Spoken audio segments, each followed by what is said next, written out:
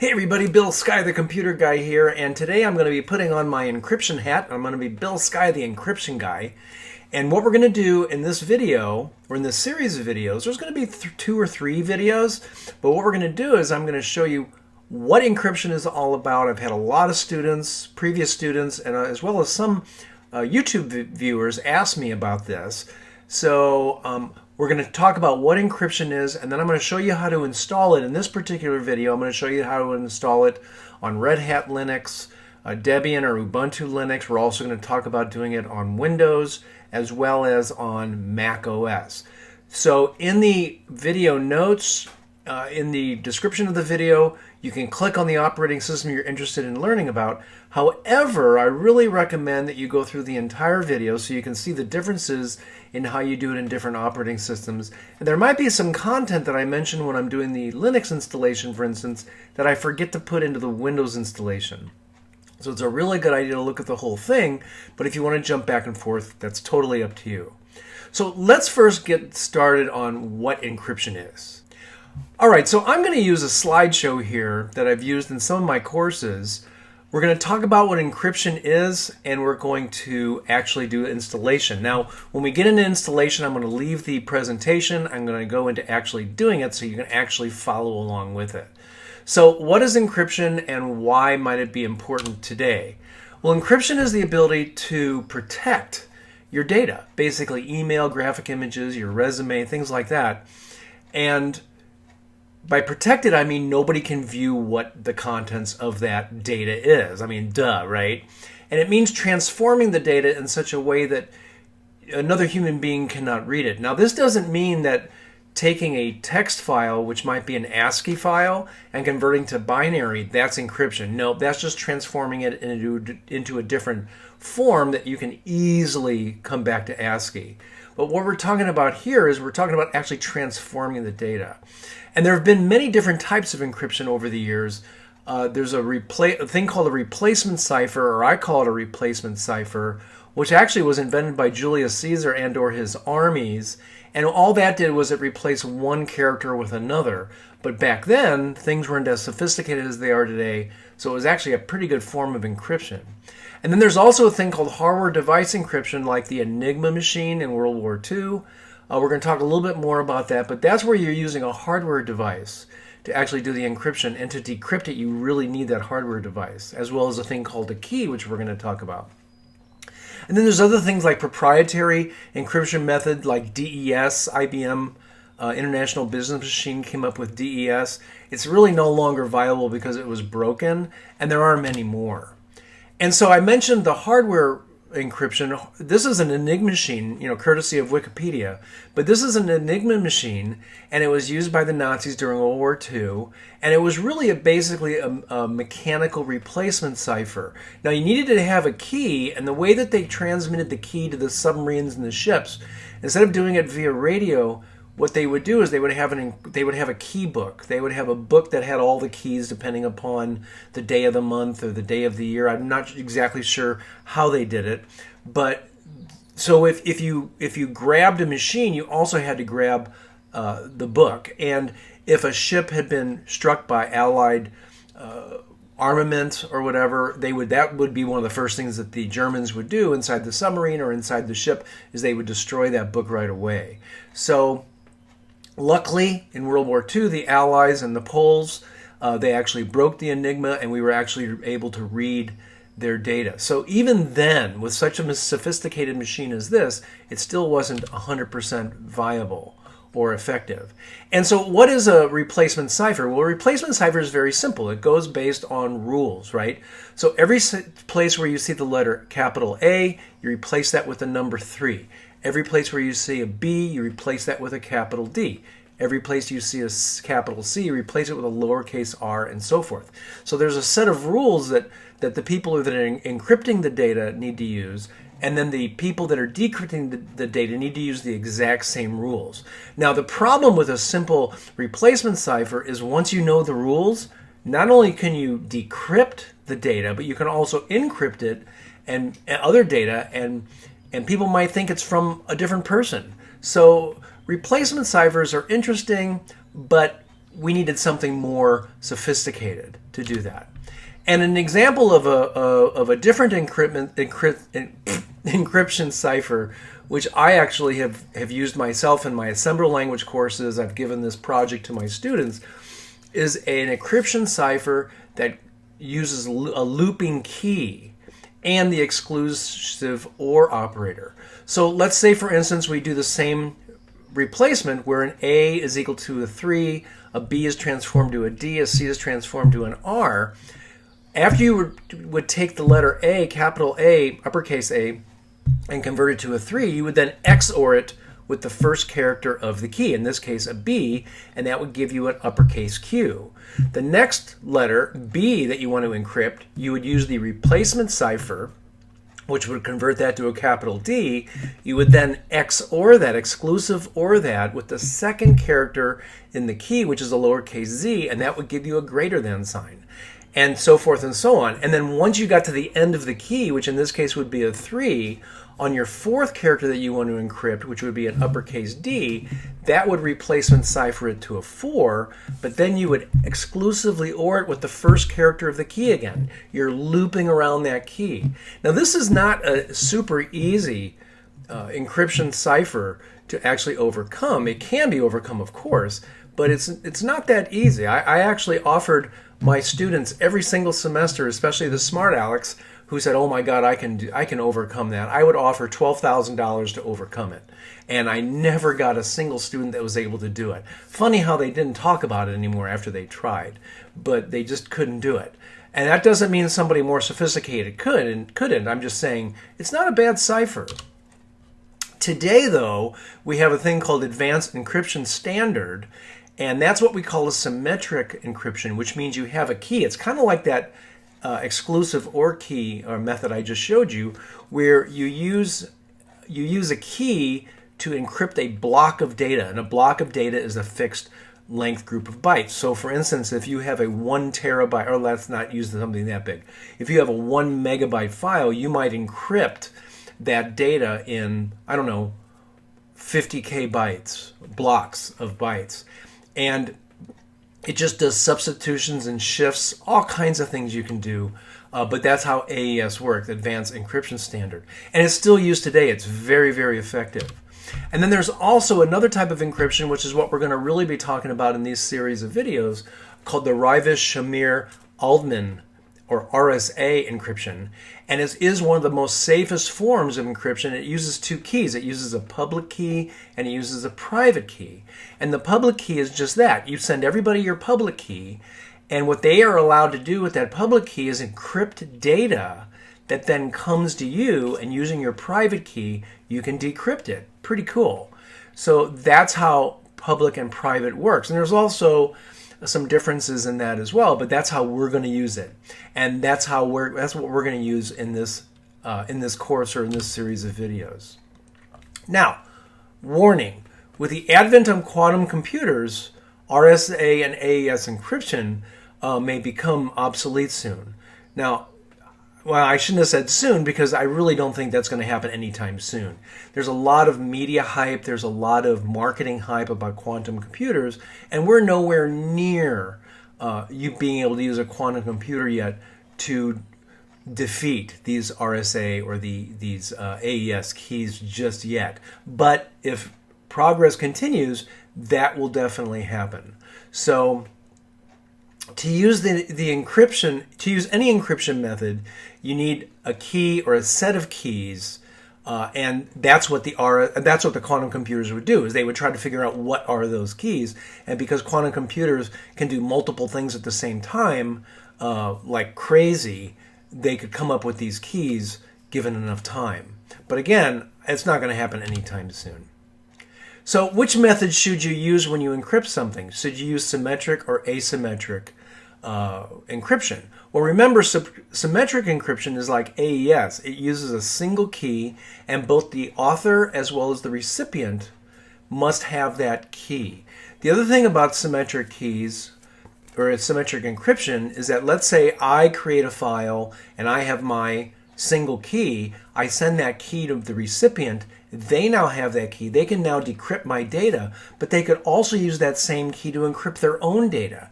So who sent it? How do you know? How is it signed somehow? No, it's not. So you really don't have the idea of signage or of ownership of that file, who actually encrypted it. However, with asymmetric keys, not only can, well, I should say this way, with asymmetric keys, only the person with the private key can decrypt data. Only the person with the private key can sign an encrypted file. But people with the public key can encrypt. However, just like with the symmetric key, how do you know that somebody hasn't, how do you know who has created the encrypted file? Well, whoever signed it. And that is what key pairs allow you to do. So it's pretty cool. So let's talk about what a key is. First off, what is a key? A key is just what it sounds like. It's a device that opens something so you can have access to it. And a key is also something that you can lock to protect it. So, but the difference between a physical door key and an encryption key is that the encryption key is software. It's not an actual physical thing. Now, with the German Enigma machine, it was physical. It was an actual physical thing that you would type in. But in the case of what we're talking about, it's just a software. It's just a set of characters, special characters, things like that. And whoever has these keys can either encrypt data or decrypt the data or both. And in modern encryption, like what we're going to be doing in this set of videos, RSA, there are two types of key, public and private. Your public key is the key that you give others who wish to create encrypted files or messages to you. Now, you're also going to have your public key because the public key is actually part of the private key that you're never going to give to anybody. You never give your private key to anybody, just your public key. And when somebody encrypts something and they send it to you using your public key, then you can use your private key to decrypt it. Nobody can decrypt it if all they have is your public key. Only if you have or they have your private key, which you should never give. And so when you get an encrypted file from a friend or a colleague or whatever, you use your private key to look at that file or message that they sent you. And no one else can view the file or message unless they have your private key. And this is why you protect the private key. You never give it to anybody. When you encrypt a file or message that should only be available to you yourself, you encrypt it using your public key, then your private key is the only one that can be used to encrypt a file. So let's say that you have a file that has all of your passwords in it, and you don't want anybody else to be able to access that. Okay, first of all, don't put it online. Don't put it on a cloud unless you've encrypted it first. And what you'll do is you'll encrypt it using your public key, and then only you have the private key, so only you will be able to see it. Now, you could give that public key encrypted file to anybody in the universe, and they will not be able to decrypt it because they don't have your private key. So again, don't lose that private key. Occasionally, you should create new public and private keys. That's the thing about private and public keys, is that it's a good idea every maybe once a year, maybe even once every 3 months. In the military, they might have very, very strict rules where they say every 30 days you have to create a new public and private key. And the reason that you will do that is that you will assure that nobody has gotten your public or private key, or I should say your private key, because you create a new one every 30 days. I know that can be a big pain in the butt, but if you're working in a security organization, you may need to do something like this. And when you create your new keys, the first thing you do is you revoke your old public and private keys, and you can have this happen automatically, or you can do it manually. And really doing this increases security just in case someone gets a hold of your private key. Very unlikely if you're careful, because you should never give it to anybody. Third time I think I've said that. But it is possible somebody could get a hold of something that you inadvertently put your private key on. And here's an example of a public key. This is an ASCII version of a public key. You can save the key as a binary file and send it to everybody, or you can send it as a ASCII file, which is what you're going to see here. And notice how the begin and end lines are actually part of the key. You can see begin PGP public key block, end PGP public key block. And if you want to know what PGP stands for pretty good privacy. It's pretty much of a standard RSA open source encryption algorithm. So they call it PGP, and that's a public key. Now that right there is not a real public key I made. Actually, it is my public key, but I made a bunch of changes in it so it won't work. A private key is an ASCII file that looks the same, but it's much larger because it not only includes itself, its private information, but it includes the public key. So what is the actual process of encrypting something? Well, when you encrypt a file or a message, you use the recipient's public key to encrypt the data by sending the file message to a program along with the recipient's public key. And that's what we're going to be using here. We're going to be using gnupg, GPG, which is a set of of programs that allow you to send a file, send text to it along with the recipient's public key, and then it encrypts it for you. After you encrypt it, when the recipient gets the encrypted file or message, and if it's encrypted, you can send it as email, you can throw it at them on a baseball, whatever, but you can actually just send it to them any way you want because it's private. If they try to use their public key or anyone else's keys to decrypt that message, it won't work. It just won't work. It'll fail. However, they must use their private key to decrypt the file message. And once again, I'm going to say it again, never share or lose your private key. If you do accidentally share it, if you do lose it, you should immediately revoke it and recreate some new private and public keys and then redistribute those. And we're going to be talking about how to do that on a key server. Pretty cool. So here's a diagram of the encryption process. So over here on the left, you have a file or message to encrypt.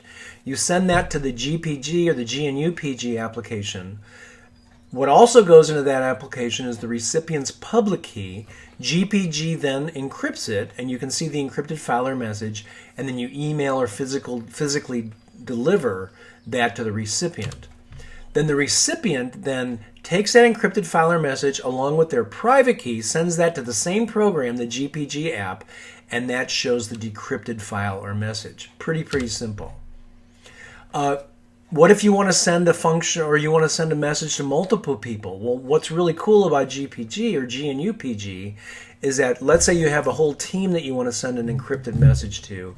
You create the file or the message to encrypt, and then you send that to the GPG app along with all of the public keys that you want to be able to decrypt it. And I don't know how it does it. I have not looked into the GPG algorithm or the PGP algorithm heavily. I know a little bit about it, but not a huge amount. Is that encrypts it using everybody's public key, and then everybody that gets it can decrypt it with their private key. They don't need the other people's private key, only their own. Now, that's the asymmetric. If you know, I don't think I put that on here. Yeah, but that's the asymmetric. How does the symmetric encryption process work? Well, the symmetric uses a single key that everybody has. And you might think, well, that's simpler, but it's not as secure. So you have a file or a message to encrypt. You send that to the GPG app along with that single key. It encrypts it. That single key must be also delivered to the recipient. Now, two people have that key, and now two people can create files using the same symmetric encryption process, and you're not sure who actually created it because multiple people now have that key. But if you don't want to create a public and private key pair, symmetric encryption will work for you. Okay, let's talk about installing all of this on Linux. So right now I'm on Ubuntu Linux, and what I'm going to do is I'm going to go ahead and install GPG. Now this is a brand new Ubuntu Linux. I believe this is version 24. So it actually, I believe, installed everything for me automatically, but I'm going to go through the process of doing it and all the commands just in case it doesn't for you. So the first thing that I want to do is I'm going to do a sudo apt update, and sudo is super user do, and apt is the application management program, and update means I want to update the catalog. So what that's going to do is it's going to go out and update all the catalogs, and then I really want to do a sudo apt upgrade. I want to make sure I've upgraded everything, and it looks like everything's okay. All right, there's some things I can clean up, but everything's okay. So now the first thing I want to do after I update my catalogs and after I go ahead and update my system, I'm going to say sudo apt install -y so I don't have to type a y. I'll leave that out right now. I'm going to say gnupg. And if you notice right here, it says it's already installed. Now, if you notice, I took out that -y. When you install something new, it's going to ask you, are you sure you want to install it? If you say -y, it's not going to prompt you for that. It's just going to go ahead and install it. So however you want to do it. And you can see right here that gnupg is already at the newest version, so I don't have to do anything to install it. And that did the basic installation. Now I'm going to go ahead and just see what version I'm using. So I'm going to say gpg-version, and you can see that I'm using version 1.10.3, or actually no, 2.4.4 of GPG, and it tells me what the different ciphers are that it supports and all that. So pretty cool, so it works. Now, if you want to learn anything about GPG and how to use the command, just type man gpg. And you can see here's everything about it. Sometimes these manual pages aren't that easy to follow, but it's a good idea to get used to using them. And you can search, like I can say key, and I can find all the places for key. I did with that with a slash, and I can say private, and there it is. So I'm going to press Q to get out of the manual pages. Okay, let's install a few more things. I'm going to say sudo apt install Kleopatra. Kleopatra is a really great graphical user interface to manage your keys. So let's go ahead and do that. I'm going to do another one, kgpg, and I'll put all of these in the notes of the video. Now there's another tool I really like called gpgfrontend. But the problem is, to install gpgfrontend effectively, you have to install flatpak. So I'm going to install flatpak. And what flatpak is flatpak is a Linux application management system, a lot like apt, but it allows for, I just think, sometimes easier installation of tools because it installs all of the prereqs and everything for that tool. So once I have that installed, I'm going to say flatpak install -y gpgfrontend. Oh, I made a mistake here. I got a problem. I installed flatpak, but I've got a little issue here. So I'm going to have to refresh my flatpak. And I think that this is good. I'm glad that happened. So let's go over here. I'm going to go to my notes here. I wasn't expecting that to happen. But let's go ahead and do this. Okay.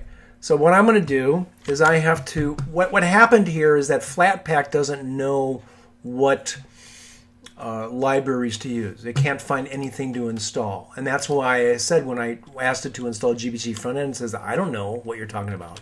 So what I'm going to do is I'm going to say flatpak remote add. And you should only have to do this once. If not exists, flathub. And let's see, did I forget something here? Oh, I didn't type in the full statement. I have to give it a URL where it's located.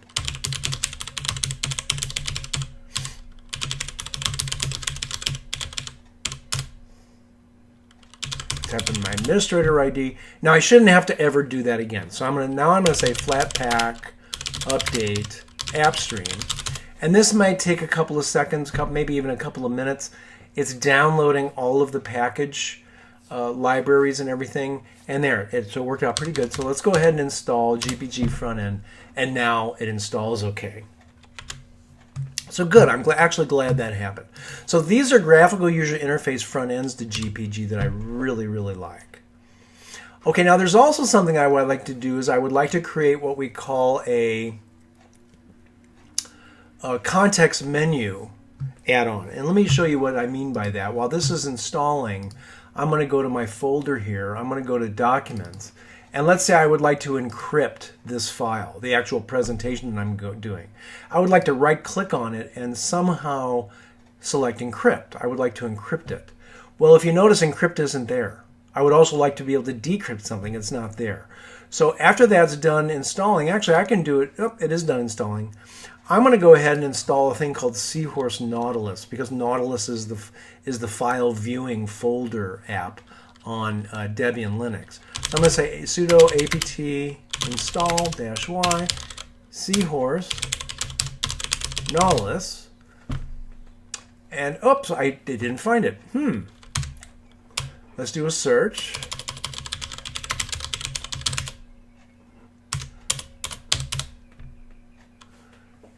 And I get, yep, it's just Seahorse. All right. I thought it was Seahorse Nautilus, but that's fine. Okay, it looks like it's already installed, so pretty cool. Let's see about that. All right. So that's the installation on Ubuntu Linux.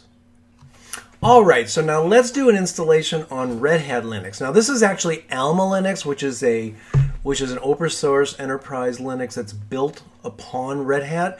And why am I picking this? Well, first of all, Red Hat is like one of the few really good, well, I shouldn't say that, that's not right. It's a really good enterprise Linux, and it's owned by IBM now. It's used all over the industry as a server operating system.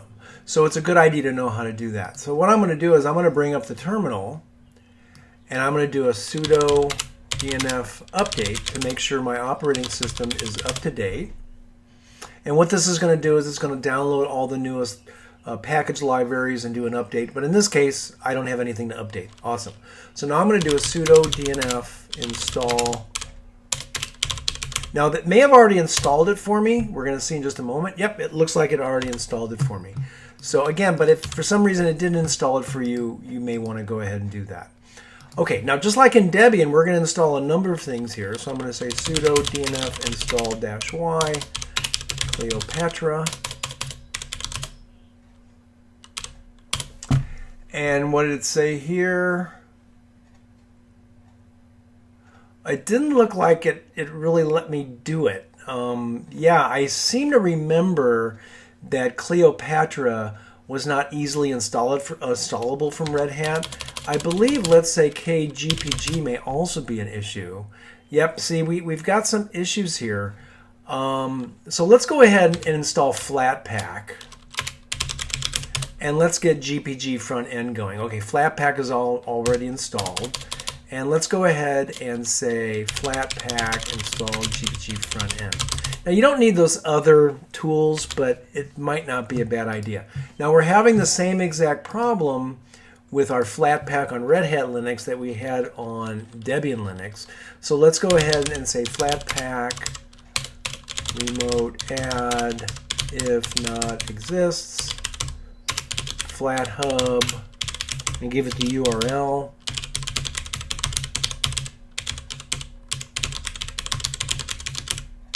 Again, you only have to do this once. And then let's say flatpak update appstream. It might take a couple of seconds, maybe a couple of minutes to download all those library files to your local computer. And there it is. So let's go ahead and do that flatpak of gpgfrontend, and you can see it's going to install it. Whoops. If I had put a -y there, it wouldn't have asked me all those questions. So this is an example why Flatpak is actually a really nice installation tool, because it's not just downloading the GPG front end in this case, it's also going to be downloading all of the dependencies. And normally DNF will do this when you install it, but for some reason for Kleopatra as well as to kgpg, it couldn't do that. Let's see if we can install Kleopatra using Flatpak. As soon as this GPG front end gets done, which it looks like it's almost done, let's see if we can use Flatpak to install Kleopatra as well. Again, these are all optional GUI tools.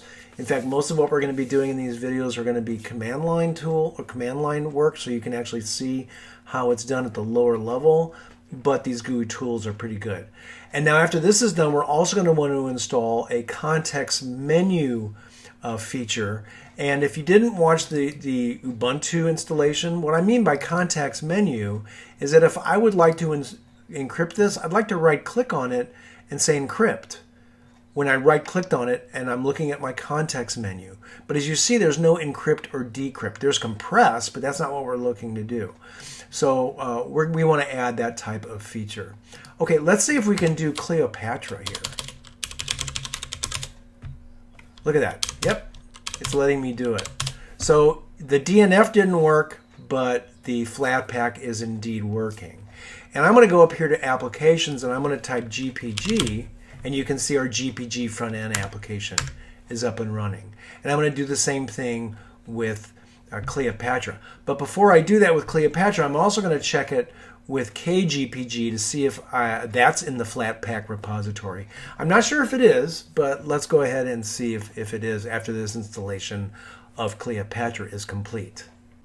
All right, looks like Kleopatra finished. Let's just make sure it's there by typing in Cleo. Oh, it's not there yet. Oh, there it is. There it is, Kleopatra right there. Again, these are GUI tools. And let's try kgpg. I don't know if it's going to be there on flatpak. I've never tried that. And again, it can't be. It's not there. So kgpg isn't necessary, but it's just another graphical tool. Now let's do the context menu thing. So I'm going to say sudo dnf install -y file roller nautilus. And this is a requirement of the Seahorse context menu feature, file roller. And let's now do Seahorse.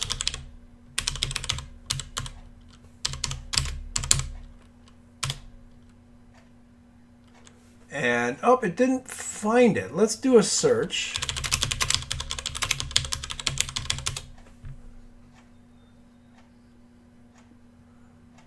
Okay, I guess that's it right there. Yeah, I don't know why I keep doing Nautilus. That's okay. So just take the Nautilus out. And it looks like it's installing it okay. Now, if I go to a file right now and I right-click on it, and this is the same in Debian, it may not show encrypt or decrypt because you have to restart Nautilus, the file manager. So what you might want to do is just say Nautilus-Q, and that quits the, oh, I typed it in wrong. Nautilus-Q, and that stops the Nautilus process. And now when we open up a file again, let's see if we've got encrypt and decrypt. We don't have encrypt and decrypt yet because we probably don't have any keys created. So we're going to do that next. So that is the installation of the tools. And again, to make sure GPG is there, I'm going to open up a terminal and type gpg --version, and we're there. So GPG is now installed and we're all ready to start encrypting. Okay, so installation on Windows is quite a bit different than on Linux because on Windows you have to actually download the packages, unpack them, install them, and all that, instead of just using simple command line tools. So some might say that's the way they want it. Some people may think, oh, what a pain in the neck, but we're just going to do it here. So this is this is Windows 11 version 24H2, and I'm just going to go ahead and download the gnupg app. And the way you do that is you just go to gnupg.org. I'm going to go over here to download. And I'm going to go down. I don't want the source code releases. What I want to do is I want to go down here to the binary releases. And I'm going to install the GPU4Win. And just go ahead and click on that download link. I'm going to click $0. Now you can donate to them. I do donate to them. I donate $50 a year to them. So it would be a good idea because it is open source and free and they support it. Okay, so I'm just going to go ahead and download that. And we have to wait for the download to complete, which it is. All right. And then I'm going to go and bring up my downloads folder, and I'm just going to install it.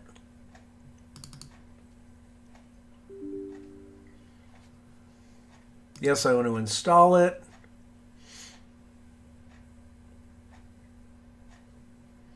And select English, whatever language you'd like.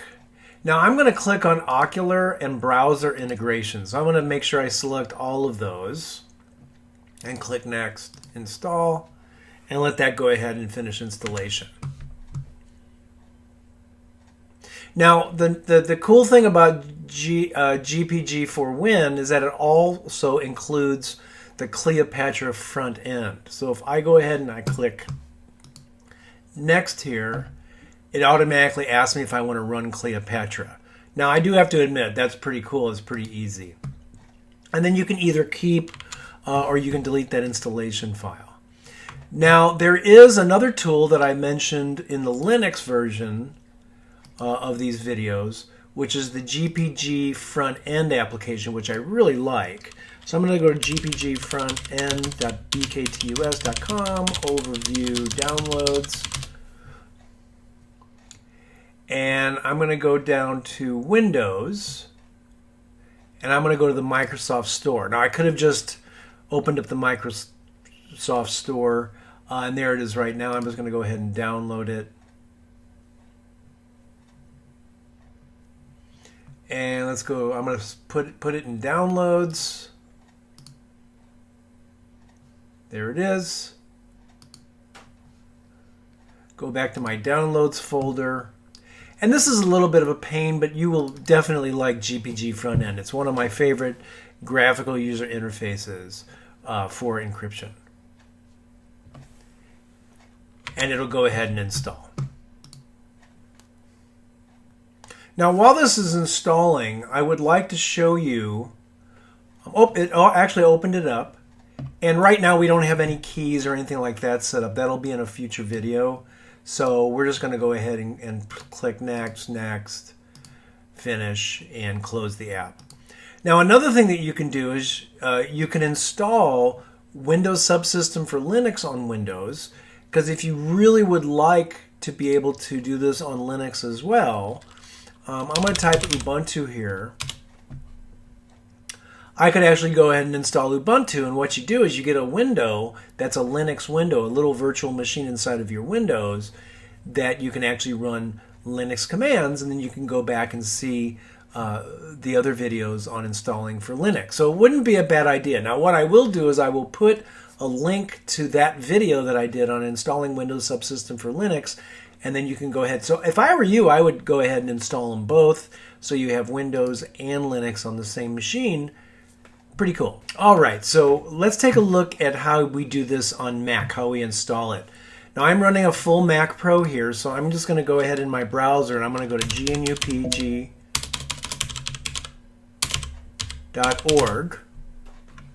and I'm going to go to download. And I'm now going to go down, and I don't want to mess with the source code. I want to go down to binary releases, and you'll see OSx binary. And I'm going to click on gnupg for OSx. And it should go ahead and start. And it's not starting. Where is that little bugger?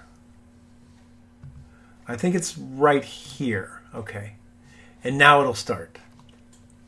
So once that downloads, now I want to go ahead and go to my Finder window, and I'm going to go to Downloads. And there it is right there, gnupg.dmg. Now you want to make sure that it finishes downloading first. All right. So let's go ahead and open that up by double-clicking it, and then let's click the install package. So go ahead and just double-click the install package, and that will install it. Now, if you get this strange error that says, do you want to move it? That's so weird because Apple is trying to protect you, but it's kind of a pain in the neck. So I'm going to go to System Settings, and I have to tell it to go ahead and trust other software sources. So I'm going to click on Done on that, and I'm going to open up System Settings, and I'm going to go down to Privacy and Security, and I'm going to scroll down to the very bottom. Install package was blocked. I'm going to say Open Anyway. I'm going to say Open Anyway again. It's going to ask me for my password. Okay. And now the install started. So I can now close my system settings. Click Continue, Install. It asks for my password again. And it's going to install it. Ugh. Now it asks me, what do I want to do? So it said it found an existing installation. I'm going to go ahead and just click ignore and click close. And I'm going to say keep. I always like to keep it. Now, if it did open up a DMG file, you're going to want to actually eject that. So right-click on the, and I'll show you it right here. This was LibreOffice, but just right-click and say eject your GPG. All right. Now let's go ahead and install the next tool. I'm going to go to gpgfrontend.bktus.com, overview, downloads, and I'm going to go down to the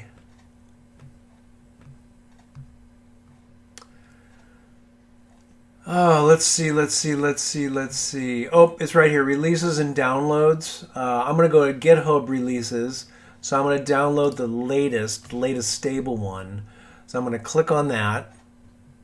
And I'm going to drop down here. And you want to pick the right version. Now, if you have an older version of Mac OS, you're going to want to pick that.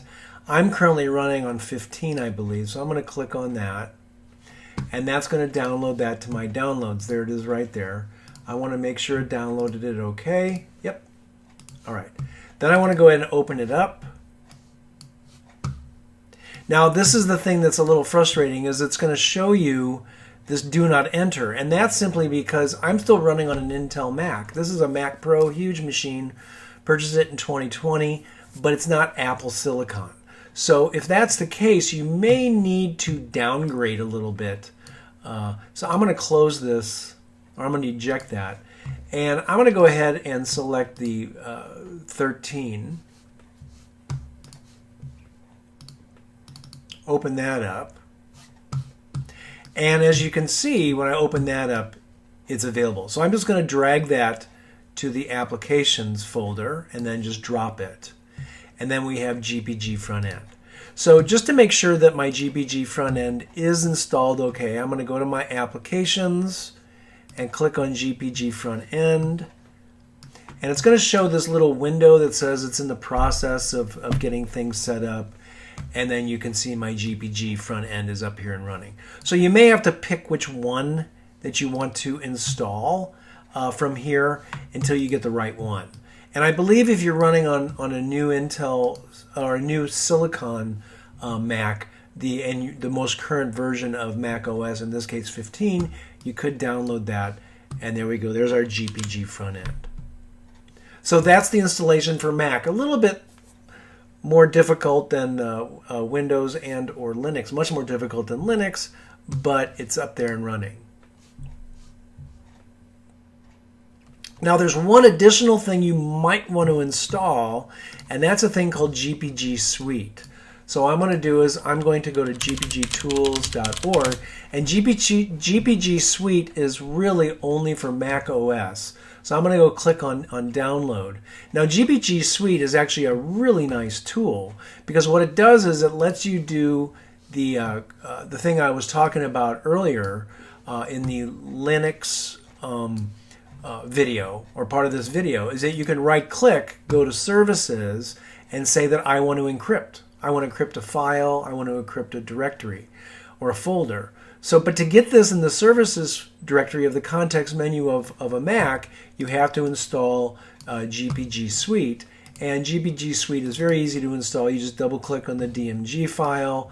You'll get this little window here, double click on the install. And excuse me as I have to move my windows around. Continue, continue, agree, and install. Put in your password. And it'll install it. I believe I don't know, didn't think I had it installed there. So this really makes it really nice. Once you got that installed and everything is up and running, you've got a really nice setup to be able to encrypt and decrypt programs. And I always like to keep my files. I don't like to close them. And you're going to want to right click and eject your GPG Suite. Okay, so that's our introduction to encryption, GPG, RSA, AES, and also installing on really the three major operating systems, Linux, Windows, and Mac OS.